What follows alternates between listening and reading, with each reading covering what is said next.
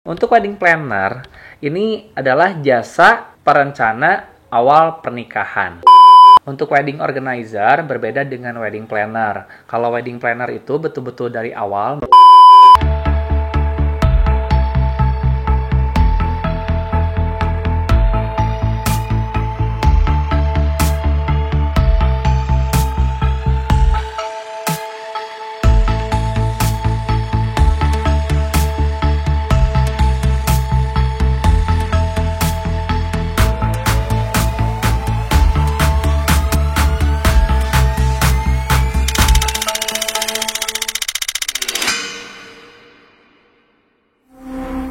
Halo geng, ketemu lagi sama kita. Aduh, ini nggak tahu video yang keberapa ya, tapi mudah-mudahan semakin terbiasa. Karena jujur dari kemarin bikin video masih gugup, masih deg-degan.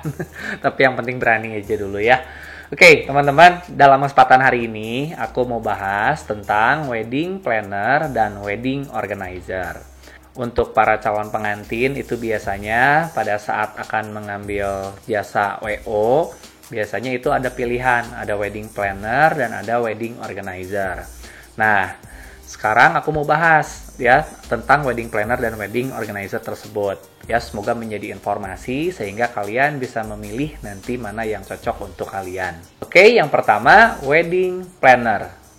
Nah, untuk wedding planner ini adalah jasa perencana awal pernikahan. Jadi buat kalian yang emang bener-bener ngeblank, yang bener-bener nggak tahu dalam mempersiapkan pernikahan itu memulainya dari mana, itu aku sarankan memilih wedding planner.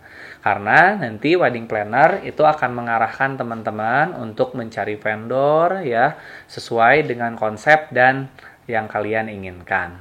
Oke, biasanya untuk wedding planner itu dia akan mulai bekerja sejak kalian memutuskan untuk bekerja sama. Biasanya akan dimulai dari konsultasi pemilihan vendor. Nah, untuk teman-teman yang punya konsep, pastikan teman-teman juga ingin tahu kira-kira vendor-vendor yang sesuai dengan konsep yang kalian inginkan itu apa atau yang mana. Biasanya nanti wedding planner akan memberikan rekomendasi atau arahan. Atau bahkan sebaliknya untuk kalian yang belum punya konsep sama sekali. Jadi biasanya wedding planner nanti akan memberikan arahan ya, konsep-konsep dalam pernikahan itu seperti apa dan nanti calon pengantin akan memilih sesuai dengan yang dia suka atau yang dia inginkan. Kemudian selanjutnya wedding planner juga akan membuatkan rencana anggaran biaya untuk persiapan pernikahan kalian. Jadi nanti angkanya itu bisa ketebak dari awal. Karena yang kita ketahui untuk pernikahan ini detailnya banyak sekali teman-teman ya. Baik itu di internal ataupun eksternal.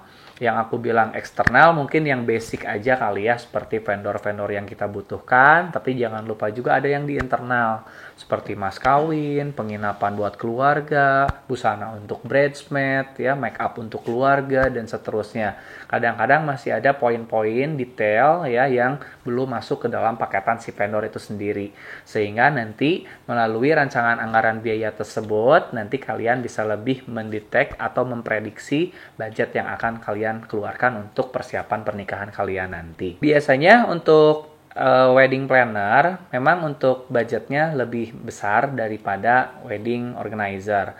Kenapa? Ya karena memang akan lebih intens ya. Jadi wedding planner ini biasanya akan melakukan pertemuan dengan vendor-vendor dan pendampingan. Jadi teman-teman kalau ketemu vendor nanti sudah ada yang mewakili juga untuk menanyakan detail service yang akan diberikan oleh vendor tersebut apa aja. Kemudian wedding planner juga biasanya membantu teman-teman dalam bernegosiasi juga loh dengan rekan-rekan vendor. Biasanya kan mereka udah kenal ya, jadi mungkin kalian bisa mendapatkan harga spesial atau harga yang lebih efisien. Selanjutnya untuk wedding planner juga biasanya itu memberikan timeline atau schedule dalam persiapan pernikahan kalian. Nah, jangan sampai kalian nanti bingung setelah kalian mendapatkan vendor-vendornya.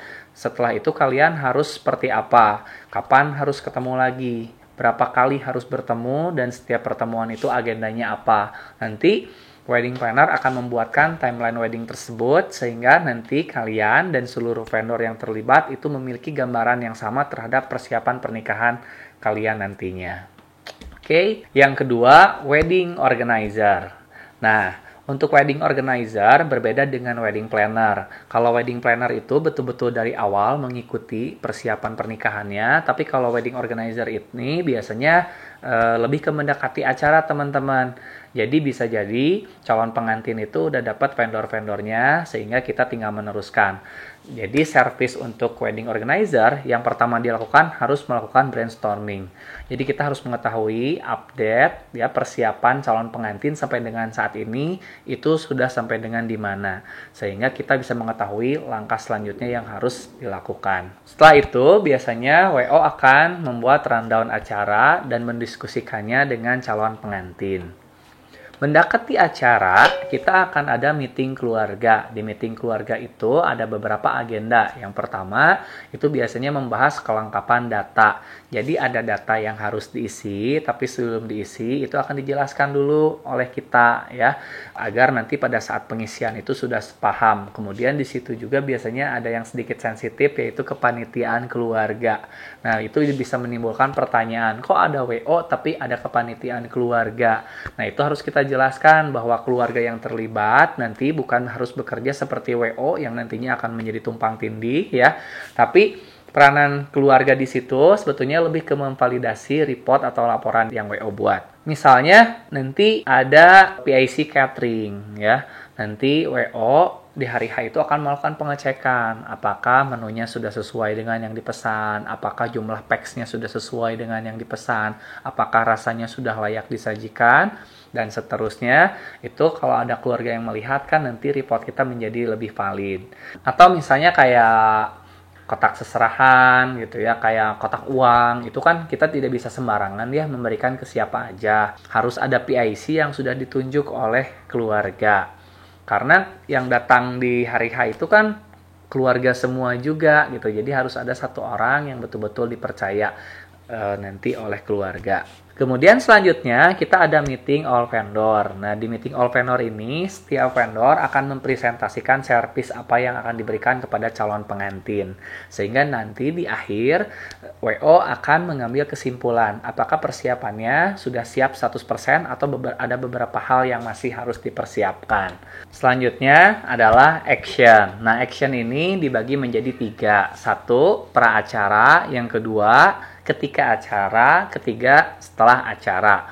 Nah, untuk pra-acara biasanya kita sudah mulai melakukan pengecekan-pengecekan di H-1 sebelum acara. Di H-1 biasanya kita memastikan persiapan dari vendor.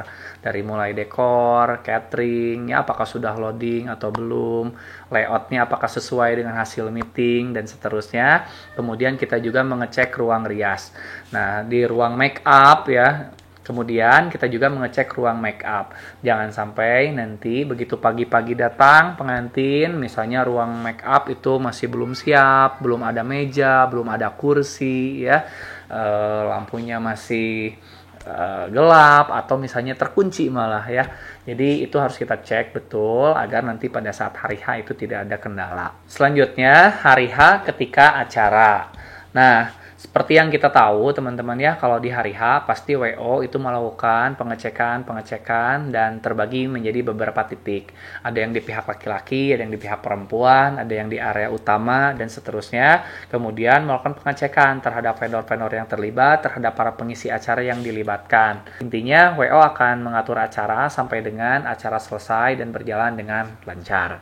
Kemudian selanjutnya setelah acara. Nah, untuk setelah acara, kalau misalnya kita bekerja dimanapun, pasti harus ada laporan, ya. Pasti harus ada reportnya seperti apa. Nah, nanti jadi di akhir itu WO akan memberikan report atau laporan. Jangan sampai nanti begitu selesai acara pengantin bingung, aduh buku nikahnya di mana ya? Pembesaran foto di mana ya? Mas kawinnya di mana ya? Nah, nanti WO akan ada reportnya. Tentunya poin-poin itu akan diserah terimakan kepada orang yang sudah ditunjuk oleh calon pengantin sendiri di awal. Dan kita biasanya ada dokumentasinya. Nah, jadi buat kalian yang ngerasa masih awam, ya, nggak mau pusing atau sibuk, cocok untuk mengambil wedding planner. Persiapan pernikahan itu harus matang, karena pernikahan itu momen yang penting sekali seumur hidup dan tidak bisa revisi, ya. Dan biasanya kelancaran acara juga nanti akan ditentukan oleh persiapannya. Kalau untuk kalian yang ngerasa udah lumayan cukup ngerti, tapi tetap kan gak mungkin kalian sendiri yang atur di hari H, karena kalian harus duduk manis di pelaminan. Untuk menjalankan konsep, momen, atau konten seperti yang kalian inginkan, menurut aku kalian tetap membutuhkan wedding organizer. Mungkin itu dulu ya teman-teman. Mohon maaf kalau ada yang masih kurang. See you the next video.